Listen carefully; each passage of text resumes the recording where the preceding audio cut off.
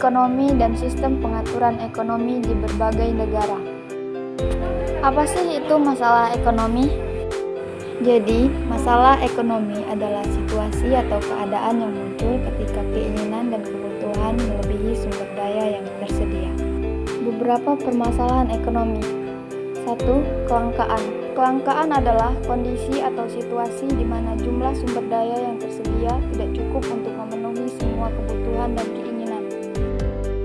Sumber daya yang terbatas ini mencakup segala sesuatu yang diperlukan untuk produksi barang dan jasa. Contoh kelangkaan. Kelangkaan bahan bakar minyak atau BBM. Di Indonesia pada tahun 2008 mengalami kelangkaan BBM yang disebabkan oleh naiknya harga minyak dunia.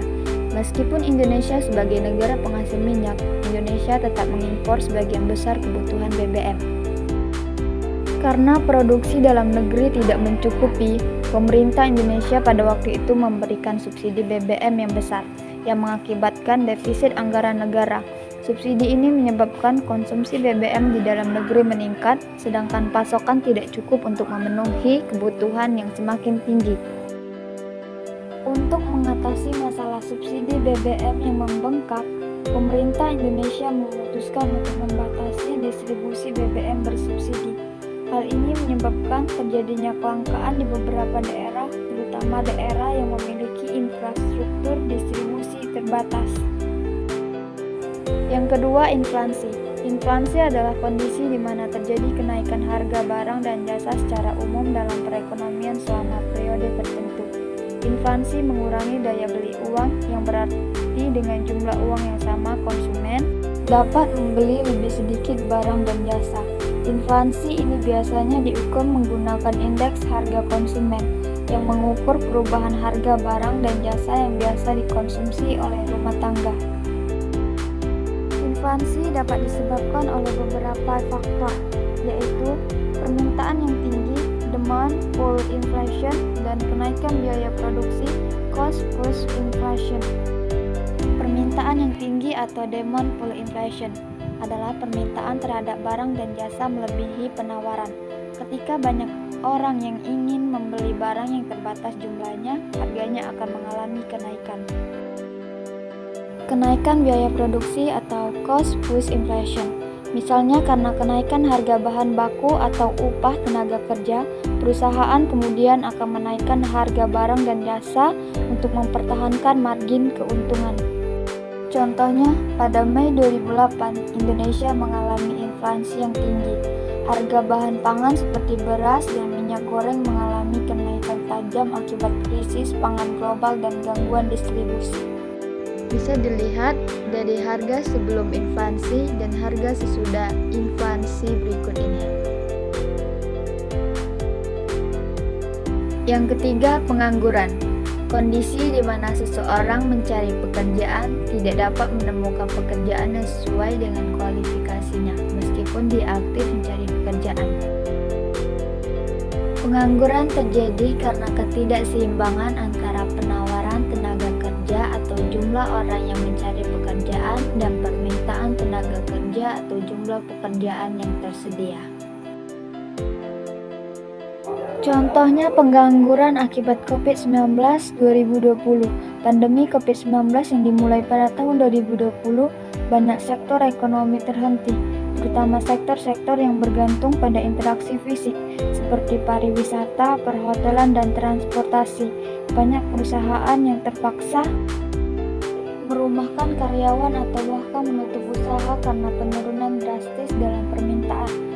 Menurut data BPS, jumlah pengangguran di Indonesia pada tahun 2020 mencapai lebih dari 9 juta orang, dengan sebagian besar pekerja yang terdampak berasal dari sektor informal dan pariwisata. Selanjutnya yaitu sistem ekonomi.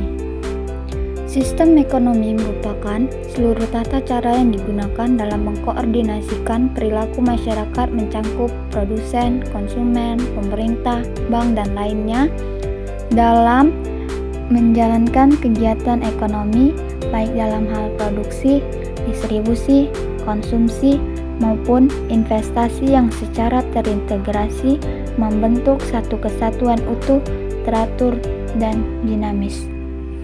mampu menghindari kekacauan di bidang ekonomi, menciptakan suatu mekanisme agar proses distribusi barang dan jasa berjalan dengan baik.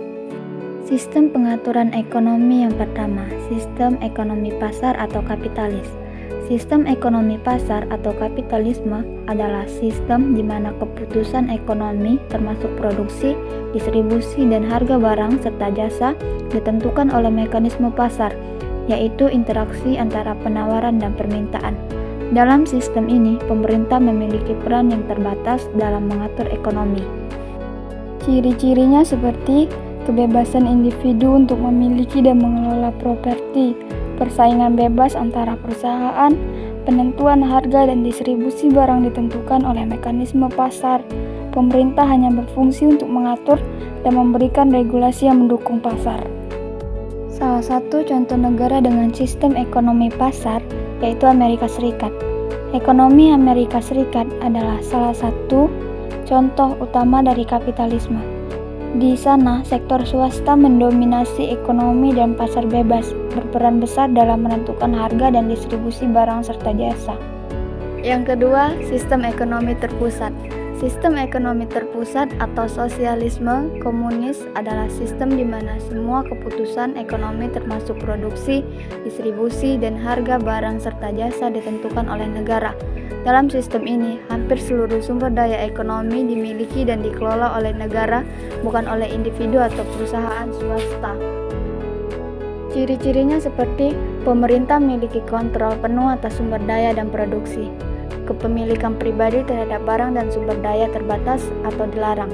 Tidak ada persaingan pasar, semua kegiatan ekonomi diatur oleh negara. Pendekatan yang lebih egaliter terhadap distribusi kekayaan. Salah satu contoh negara dengan sistem ekonomi terpusat yaitu Kuba. Kuba adalah contoh negara yang mengadopsi sistem sosialisme terpusat. Pemerintah mengendalikan hampir semua aspek perekonomian mulai dari industri hingga distribusi barang. Ketiga, sistem ekonomi campuran. Sistem ekonomi campuran adalah gabungan antara sistem ekonomi pasar dan sistem ekonomi terpusat.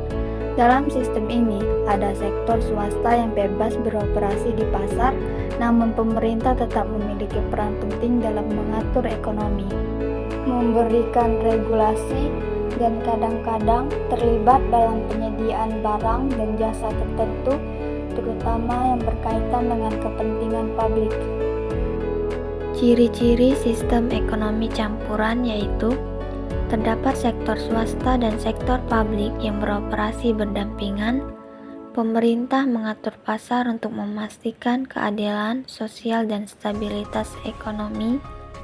Beberapa sektor penting seperti kesehatan, pendidikan, dan infrastruktur dikelola oleh negara. Pasar masih berperan dalam menentukan harga dan distribusi barang dan jasa, tetapi ada regulasi yang membatasi atau mengarahkan kegiatan ekonomi. Salah satu negara dengan sistem ekonomi campuran yaitu Indonesia. Indonesia memiliki sistem ekonomi campuran di mana sektor swasta memiliki kebebasan untuk beroperasi. Tetapi pemerintah juga berperan dalam mengatur ekonomi dan menyediakan barang serta layanan publik seperti pendidikan, kesehatan, dan infrastruktur. Keempat, sistem ekonomi tradisional. Sistem di mana produksi dan distribusi barang serta jasa dilakukan berdasarkan kebiasaan atau tradisi yang telah ada selama bertahun-tahun. Biasanya ini ditemukan di masyarakat yang lebih sederhana atau dalam komunitas-komunitas yang masih mengandalkan pertanian dan kegiatan ekonomi subsisten.